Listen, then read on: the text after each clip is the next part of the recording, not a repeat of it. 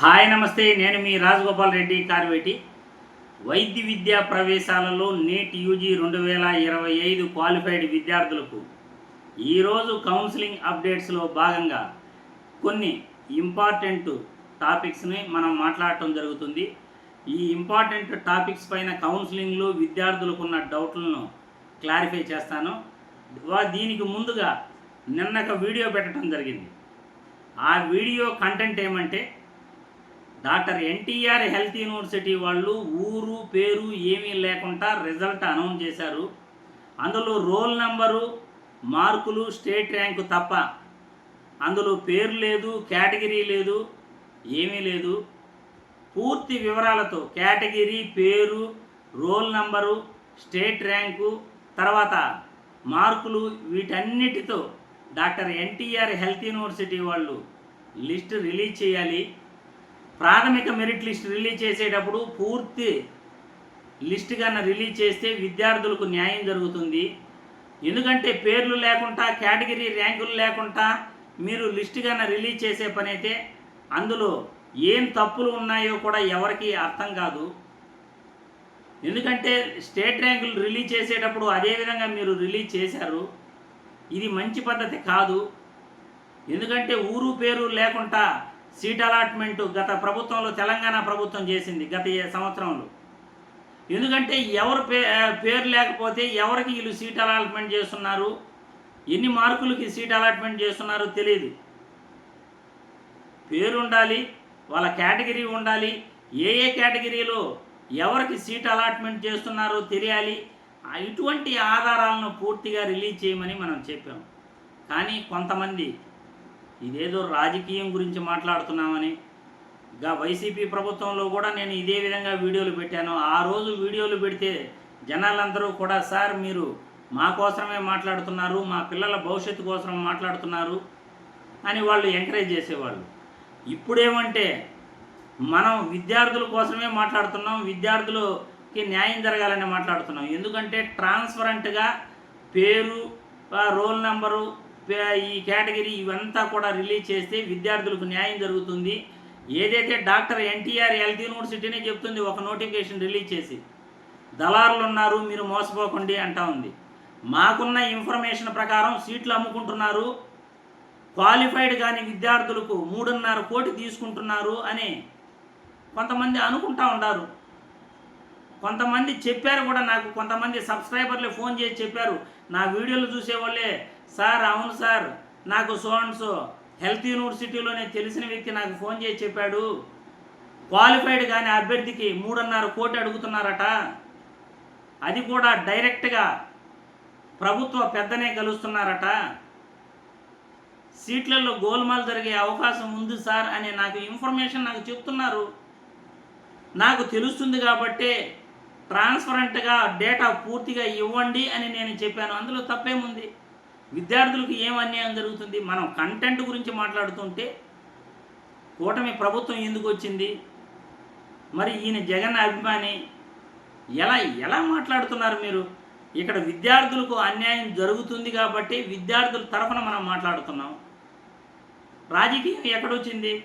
మనం ఎవరిని నిందించాలి? అయ్యా మీ ప్రభుత్వంలో ఈ విధంగా తప్పు జరుగుతూ ఉంది అని ప్రభుత్వ పెద్దలను నిలదీస్తాం. ఎవరి కోసం నిలదీస్తున్నాం? విద్యార్థుల కోసం నిలదీస్తున్నాం.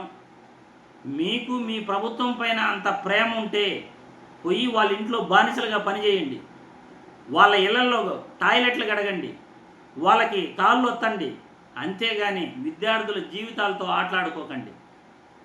మీకు మీ ప్రభుత్వం, మీ రాజకీయ నాయకులపైన మీకు అంత ప్రేమ ఉంటే, అది ఏ రాజకీయ పార్టీ నాయకుడిపైన ప్రేమ ఉన్నా వాళ్ళ ఇళ్లలో మీరు బానిసలుగా పనిచేయండి.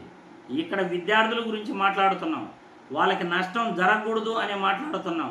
Doctor NTR health university release చేసే మెరిట్ లిస్ట్ కానీ, ఫైనల్ మెరిట్ లిస్ట్ కానీ, లేకపోతే సీట్ అలాట్మెంట్లో వాళ్ళ పూర్తి వివరాలు, పేరు ఉండాలి, నీట్ రోల్ నెంబర్ ఉండాలి, స్టేట్ ర్యాంక్ ఉండాలి, మార్కులు ఉండాలి, కేటగిరీ ఉండాలి, వాళ్ళు ఏ రీజను ఉండాలి. ఖచ్చితంగా ఈ వివరాలన్నీ కూడా గత ప్రభుత్వంలో రిలీజ్ చేశారు. లాస్ట్ ఇయర్ కూడా ఇవన్నీ డీటెయిల్స్ ఉన్నాయి ఆంధ్రప్రదేశ్ రాష్ట్రంలో సీట్ అలాట్మెంట్ చేసేటప్పుడు వరకు కూడా. కానీ ఈ సంవత్సరం స్టేట్ ర్యాంకులు రిలీజ్ చేసేటప్పుడు అవేవీ లేవు కాబట్టి అందులో మోసం జరిగే అవకాశం ఉంది. బయట రకరకాలుగా చెప్పుకుంటున్నారు. తల్లిదండ్రులే డైరెక్ట్గా రాజకీయ నాయకులను కలుస్తున్నారు. నేను ఎంతోమందిని చూస్తున్నాను. డైరెక్ట్గా మా బిడ్డకి నేను ఫలానా నాకు తెలిసిన నాయకుడు ఉన్నాడు, నేను వెళ్ళి కలుస్తాను, సీటు సంపాదించుకుంటున్నాను అనే రీతిలో ఉన్నారు జనాలు ఈరోజు. అలాంటప్పుడు విద్యార్థుల గురించి నా ఆవేదన విద్యార్థులకు తెలియపరచడం, ప్రభుత్వాన్ని ప్రశ్నించటం, డాక్టర్ ఎన్టీఆర్ హెల్త్ యూనివర్సిటీకి సూచనలు ఇవ్వటం తప్పేంటి? అందులో తప్పేముంది? మీ అభిమానం ఉంటే వాళ్ళ ఇళ్లలో పని చేసుకోండి, వాళ్ళ ఇళ్లలో జీవితాంతం కూలీలుగా పనిచేయండి. అంతేగాని ఇక్కడ విద్యార్థుల గురించి మాట్లాడుతున్నాం. ఇది విద్యార్థులకు సంబంధించిన విషయం, వాళ్ళ తల్లిదండ్రులకు సంబంధించిన విషయం. ఎందుకంటే ఒక 100 సీట్లు అమ్ముకున్నా కానీ 100 మందికి అన్యాయం జరుగుతుంది. అలా 200 మందికి అన్యాయం జరిగితే వరంగల్ కాకతీయ యూనివర్సిటీలో 2023లో సీట్లు అమ్ముకున్నారు కదా, ఎన్ఎంసీ కనిపెట్టింది కదా, మెడికల్ కౌన్సిలింగ్ కమిటీ కనిపెట్టింది కదా, విద్యార్థుల జీవితాలతో వాళ్ళ సర్టిఫికేట్లు తీసుకుని ఆటలాడుకున్నారు కదా. అవేవి మీకు తెలియవా? గత సంవత్సరం కర్నూలు విద్యార్థికి కోర్టులో కేసేసింది, నాకు సీట్ రాలేదు, నా ముందున్న వాళ్ళకి సీట్ అలాట్మెంట్ చేశారు అని కేసేసింది. కర్నూలులో సీట్ ఇవ్వమని కోర్టు ఆర్డర్స్ వచ్చాయి గత సంవత్సరం. ఇవేవి మీకు తెలీదా? వరుసగా ప్రతి సంవత్సరం తప్పులు జరుగుతూనే ఉన్నాయి. ఇక లిస్టులు ఈ విధంగా రిలీజ్ చేస్తే, పేరు ఊరు లేకుండా రిలీజ్ చేస్తే ఇంకెంతమందికి అన్యాయం జరుగుతుందో అనేది నా ఆవేదన. విద్యార్థుల గురించి మాట్లాడుతున్నాను. అది ఎందుకు మీరు అర్థం చేసుకోరు? కామెంట్లు పెట్టేటప్పుడు జాగ్రత్తగా ఆలోచించి పెట్టండి. మీ సొంత లాభాల కోసం ఏదో ఒక 10 నిమిషాలు వీడియో తీసినప్పుడు కొన్ని చిన్న పొరపాట్లు దొరుకుతాయి. దానివల్ల విద్యార్థులకు నష్టం ఉండదు. రాధికారెడ్డి చైర్మన్ రిజిస్ట్రా అనే ఏదో మాట్లాడినంత వల్ల ఎక్కడా తప్పు జరగదు. విద్యార్థులకి ఏ కోసానా తప్పు జరగదు. కంటెంటే ముఖ్యం. కంటెంట్ మనం ఏం మాట్లాడుతున్నాం, ఎవరి గురించి మాట్లాడుతున్నాం, వీడియోలో సారాంశం ఏంటి, అది అర్థం చేసుకోండి. విద్యార్థులకు న్యాయం జరుగుతుందా లేదా అనే దీనిపైన మాట్లాడుతున్నాం. ఇక మన ఆంధ్రప్రదేశ్ రాష్ట్రంలో 14,700 మంది వరకు రిజిస్ట్రేషన్ చేసుకుని ఉన్నారు. అందులో 14,300 అప్లికేషన్స్ పైనే పక్కాగా డాక్యుమెంట్లు మొదటి లెవెల్ కూడా వెరిఫికేషన్ కంప్లీట్ అయిపోవచ్చింది. రెండో లెవెల్ ఇది వచ్చేసి ఇంకా వారం 2 వారాలు లోపలే, అంటే ఒక 10 రోజుల లోపల అది కూడా పూర్తి అయిపోతుంది, రెండో లెవెల్ వెరిఫికేషన్ కూడా. కాబట్టి మెరిట్ లిస్టు దాదాపు కూడా 13, 12వ తేదీ పైన ఎప్పుడైనా రిలీజ్ చేసే అవకాశాలు ఉన్నాయి. కాబట్టి ప్రతి విద్యార్థికి కూడా నేను తెలియజేసేది ఏమిటంటే, ఇప్పటికి కూడా మీకు వెరిఫికేషన్లో ఎవరికైతే మెసేజ్లు వస్తున్నాయో, ఏ సర్టిఫికేట్లు కావాలని వస్తున్నాయో వాటిని ఇమ్మీడియట్లీ అప్లోడ్ చేసేందుకు లాగిన్ వెబ్సైట్లో వెళ్ళి మీ మొబైల్ నుండి కూడా పీడిఎఫ్ ఫైల్ని అప్లోడ్ చేయొచ్చు. మీ లాగిన్ వెబ్సైట్లో మీకు ఏ డాక్యుమెంట్స్ పెండింగ్ ఉందని చూపిస్తున్నారో అక్కడ నుండి మీరు పెండింగ్ డాక్యుమెంట్స్, రిక్వైర్డ్ డాక్యుమెంట్స్ అని ఉంటుంది, అక్కడ నుండి మీరు అప్లోడ్ చేసే అవకాశం ఉంది. మీ మొబైల్ నుండి కూడా చేయొచ్చు. లేకపోతే మీరు ఎక్కడైతే రిజిస్ట్రేషన్ చేసుకున్నారో అక్కడ నుండి, ఆ రిజిస్ట్రేషన్ చేసిన సెంటర్ నుండి మీరు పెండింగ్ డాక్యుమెంట్స్ని అప్లోడ్ చేసుకోండి. ఎందుకంటే ముఖ్యంగా ఇంకొక పాయింట్ తెలియజేయాలి. పీడబ్ల్యూడి విద్యార్థులు, నిన్న ఒక కేసు నాకు వచ్చింది. ఒక స్టూడెంట్ వచ్చేసి పీడబ్ల్యూడి కేటగిరీ విద్యార్థి, అతను ఇంటర్లో వాళ్ళకి లాంగ్వేజెస్లో ఒక లాంగ్వేజ్ సెలెక్ట్ చేసుకునే అవకాశం ఉంది. ఇంగ్లీషు, సాంస్క్రిట్లో ఒక లాంగ్వేజ్ మాత్రం అతను సెలెక్ట్ చేసుకున్నాడు. ఇంగ్లీష్ కాకుండా సాంస్క్రిట్ సెలెక్ట్ చేసుకున్నాడు. కానీ ఇక్కడ నిన్న అప్లికేషన్ని రిజెక్ట్ చేయడం జరిగింది. ఎందుకంటే గవర్నమెంట్ ఇచ్చిన జీవో ప్రకారం పీడబ్ల్యూడి విద్యార్థులు లాంగ్వేజెస్లో ఒక లాంగ్వేజ్ మాత్రమే సెలెక్ట్ చేసుకునే అవకాశం ఉంది. దానికి హెల్త్ యూనివర్సిటీలు ఆ అప్లికేషన్ను రిజెక్ట్ చేస్తున్నాయి. ఎందుకంటే మార్కులు చేసి వాళ్ళకి 3 సబ్జెక్టులు అన్నమాట, బయాలజీ, తర్వాత ఫిజిక్స్, కెమిస్ట్రీ, ఈ 3 సబ్జెక్టులతో పాటు మరో సబ్జెక్టు మార్కులు కూడా ఆడ కనబడాలి. లాంగ్వేజ్ ఇంగ్లీష్ మార్కులు కనబడాలి. అవి కనబడలేదు మార్క్ లిస్టులు అని చెప్పేసి వాళ్ళు అప్లికేషన్ రిజెక్ట్ చేశారు. అటువంటి విద్యార్థులు ఎవరైనా పీడబ్ల్యూడి విద్యార్థులు ఉంటే, లోకేష్ బాబు జూలై 8వ తేదీ ఒక జీవో విడుదల చేశారు. ఇదే విధంగా ఐఐటీలో అతనికి మంచి మార్కులు వచ్చి సీట్ రాకపోతే, ఒక అప్లికేషన్ రిజెక్ట్ చేస్తే ఇమ్మీడియట్లీ ఆ విద్యార్థి తండ్రి లోకేష్ బాబుకు ఎడ్యుకేషన్ మినిస్టర్ లోకేష్ బాబుకు ఆయన మెసేజ్ చేయడం జరిగింది. అతను ఆ తల్లిదండ్రులు ఫోన్ చేసి వివరాలు అడిగి కనుక్కొని, ఓహో ఇలా కూడా జరుగుతుందా, ఇమ్మీడియట్లీ మా ఇంటర్ బోర్డులో వచ్చేసి ఇమ్మీడియట్లీ ఆ సబ్జెక్టుకి సంబంధించిన మార్కులు యాడ్ చేసి ఫ్రెష్గా మార్కుల లిస్టు రిలీజ్ చేయండి అని ఆర్డర్ వేశారు జూలై 8వ తేదీ. కాబట్టి ఇప్పుడు పీడబ్ల్యూడి విద్యార్థులు కానీ స్పెషల్ కేటగిరీ విద్యార్థులు ఎవరైనా అలాగాన మీకు వచ్చి ఉంటే ఇమ్మీడియట్లీ మీరు ఇంటర్ బోర్డును కలిసి డైరెక్ట్గా వెళ్ళాల్సిందే ఇంటర్ బోర్డుకి.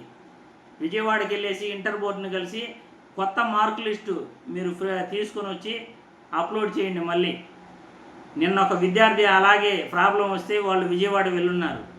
ఎందుకంటే మాకు ఎంతోమంది వాళ్ళ సమస్యలు చెప్తుంటారు, ఇక్కడ జరిగే అవినీతి గురించి కూడా చెప్తారు. అందుకే వాటి అన్నిటిపైన కూడా పూర్తిగా కొన్ని చెప్పలేం.